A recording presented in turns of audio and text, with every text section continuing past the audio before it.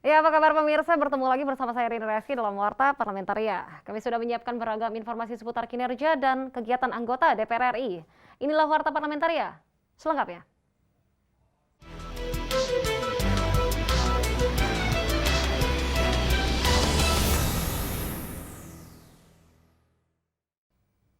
Terkait dengan rencana kenaikan cukai rokok, Komisi 11 meminta pemerintah untuk mempertimbangkan dan memperhatikan beberapa aspek penting dalam merumuskan kebijakan kenaikan cukai rokok tahun 2022.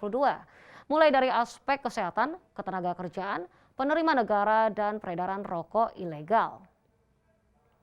Anggota Komisi 11 DPR RI Mustafa meminta pemerintah mempertimbangkan kebijakan kenaikan cukai rokok tahun depan. Pasalnya, sektor industri hasil tembakau atau IHT merupakan sektor padat karya dan tersebar di berbagai daerah. Kebijakan ini dikhawatirkan akan turut berdampak kepada petani tembakau dalam negeri. Terlebih kenaikan cukai ini akan dilakukan di tengah kondisi industri hasil tembakau yang tengah terkena imbas pandemi COVID-19. Terus dipikirkan oleh para petani. Nah, inilah yang perlu ada solusi. Karena apa? Rencana kenaikan 2002 akan mendorong penurunan yang lebih besar lagi pasti. Nah, ketika penurunan lebih besar lagi, maka tembakau akan lebih berkurang. Mustafa memaparkan, dalam konteks APBN 2022, kenaikan tarif cukai menjadi salah satu kebijakan fiskal yang bertujuan untuk mengoptimalisasikan pendapatan negara, khususnya dari penerimaan cukai. Instrumen fiskal itu juga bertujuan guna mengendalikan konsumsi rokok di Indonesia. Kendati demikian, ia meminta pemerintah memperhatikan aspek sosial ekonomi dari setiap kebijakan yang diambil, agar petani dan pekerja sektor industri hasil tembakau tidak dirugikan. Ini kan satu sisi mata uang, satu sisi untuk kepentingan juga mensejahterakan masyarakat, satu sisi juga ada satu hal yang dirugikan. Kita sebagai wakil rakyat ini tentu yang perlu kita cermati, kita dengarkan adalah dari aspek sosial ekonomi mereka. Andri, TVR Parlemen, melaporkan. Komisi 10 DPR RI mendorong Kementerian Pariwisata dan Ekonomi Kreatif berupaya melakukan percepatan vaksinasi di berbagai wilayah destinasi pariwisata Indonesia agar mampu mendorong pemulihan ekonomi nasional. Ditemui usai rapat kerja dengan Menteri Pariwisata dan Ekonomi Kreatif di Gedung DPR RI Jakarta, anggota Komisi 10 DPR RI Esti Wijayati mengatakan, percepatan vaksinasi di wilayah wisata harus dilakukan dengan membuat gebrakan vaksinasi massal bagi pelaku usaha ekonomi kreatif, masyarakat, dan para wisatawan di titik lokasi destinasi. Kemenparekraf mau kerjasama dengan Satgas COVID ya, titik-titik yang memang paling utama untuk segera dilakukan vaksinasi di daerah mana, supaya segera bisa dibuka gitu loh. Misalnya saya bicara Gunung Kidul lah, Gunung Kidul masih ditutup, walaupun sekarang masih sudah level 3 ya. Ada keraguan. Mau membuka jangan-jangan begitu ya, jangan-jangan nanti akan menjadi penyebar COVID. Ya sudah, sekarang pelaku yang di situ, masyarakat yang ada di situ, yang ada di titik-titik wisata itu divaksin. Anggota Komisi 10 DPR RI Iliza Sa'aduddin Jamal menegaskan, realisasi pemberian sertifikat CHSE kepada para pelaku usaha pariwisata, pembuatan aplikasi, serta penerapan protokol kesehatan COVID-19 yang ketat akan memberikan rasa aman dan nyaman. Hadir. Nah, kita meminta kepada Kemenparekraf ini untuk bagaimana memastikan percepatan perwujudan CHSE. Jadi protokol kesehatan itu benar-benar diterapkan di destinasi wisata dan itu secara baik gitu, dan bahkan bisa membuat aplikasi dan memanfaatkan aplikasi yang ada. Ajib dan Rifki, TVR Parlemen melaporkan. Panitia khusus atau Pansus DPR RI mendorong penguatan dasar hukum hak berdaulat dalam melakukan eksploitasi dan eksplorasi sumber daya alam landas kontinen melalui pembahasan RUU Landas Kontinen. Ketua Tim Kunjungan Kerja Pansus Rancangan Undang-Undang Landas Kontinen DPR RI, Taufik Basari menyampaikan, poin masukan yang diperoleh meliputi aspek pertahanan landas kontinen, penegakan hukum, dukungan alutsista pertahanan, dan kewenangan pemerintah daerah, khususnya yang berada di perbatasan negara. Pemidanaan terhadap kelembagaan, ya, di mana dianggap sebagai pemindahan terhadap korporasi yang tentu harus kita perdalam lagi karena ini draft dari pemerintah. Jadi akan kita tanyakan konsepnya seperti apa. Dengan adanya masukan seperti ini, nanti tentu kita akan tunggu jawaban dari pemerintah untuk nanti kita akan bahas bersama dengan DPR terkait dengan pasal yang mendapatkan masukan.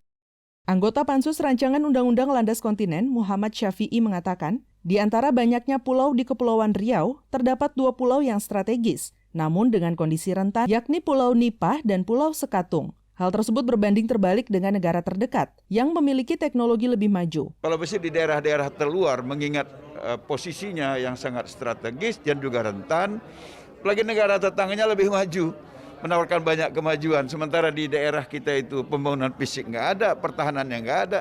Ini kan bisa membuat situasi semakin rentan. Ya, kita berharap ke depan dengan berlakunya undang-undang ini, pada saat yang sama pemerintah juga memberikan perhatian lebih serius lah. Dari Kepulauan Riau, Helmi Darmawan, TVR Parlemen, melaporkan. Jangan kemana-mana pemirsa, karena kami masih memiliki banyak informasi lain dalam Warta Parlamentaria. Di antaranya datang dari LHKPN DPR RI terhambat persoalan teknis saat pandemi. Setelah jeda berikut ini.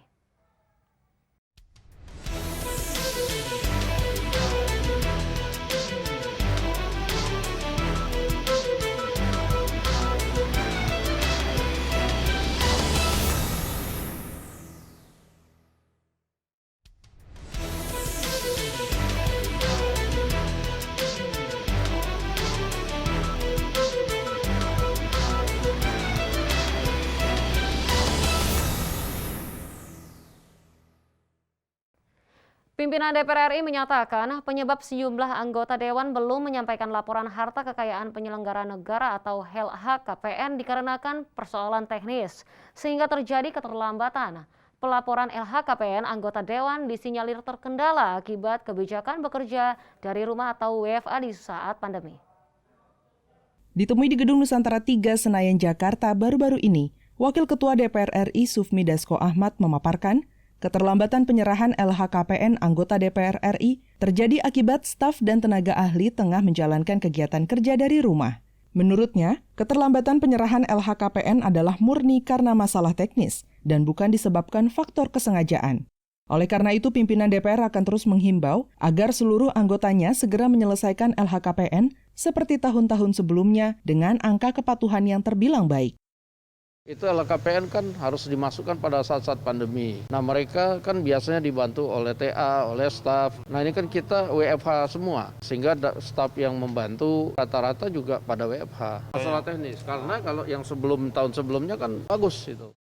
Sufmi Dasko menambahkan, pihaknya telah menyampaikan kepada setiap fraksi di DPR untuk memerintahkan anggotanya segera menyerahkan laporan harta kekayaan penyelenggara negara. Hal ini menanggapi rilis data dari KPK yang menyatakan sebanyak 239 anggota DPR belum melaporkan LHKPN.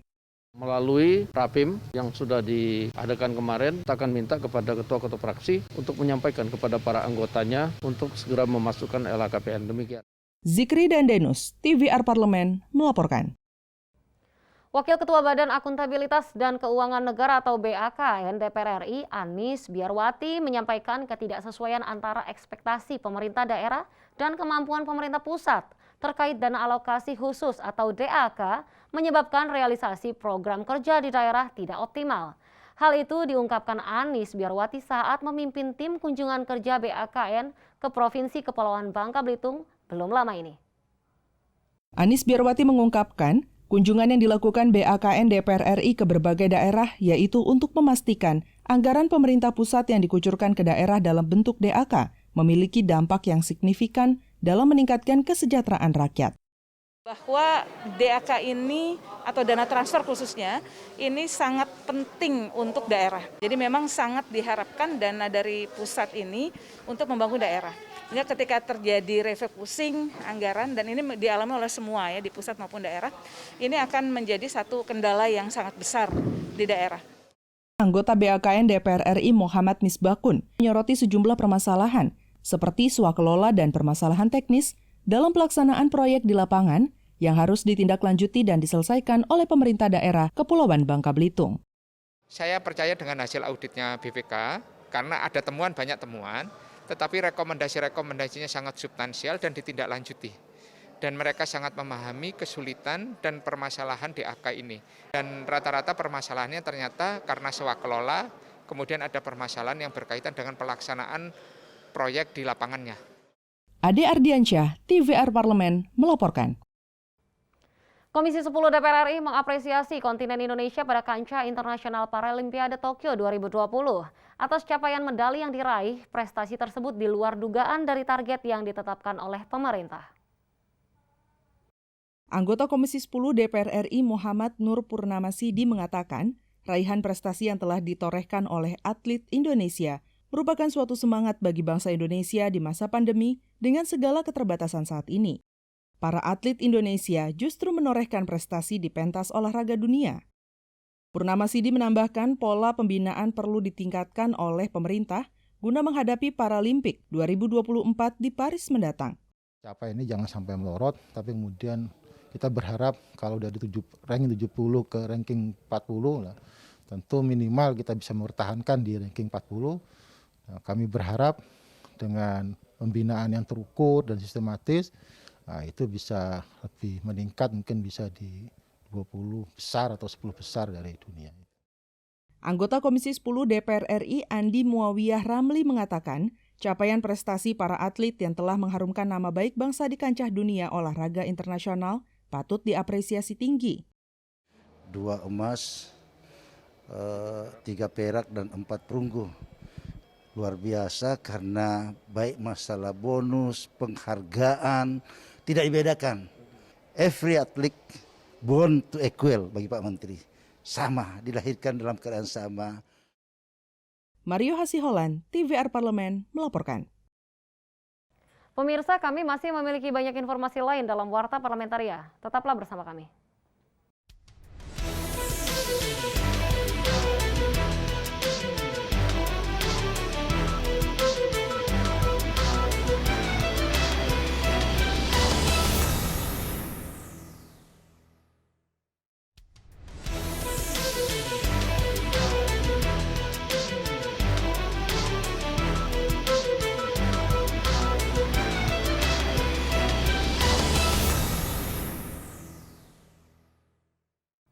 Komisi 7 mendukung langkah Kementerian SDM yang merevisi Peraturan Menteri Nomor 13 Tahun 2021 dari Permen ESDM Nomor 18 Tahun 2015 terkait bangunan dan tanaman ruang bebas di jaringan transmisi tenaga listrik demi mencegah blackout listrik seperti yang terjadi pada tahun 2019 lalu.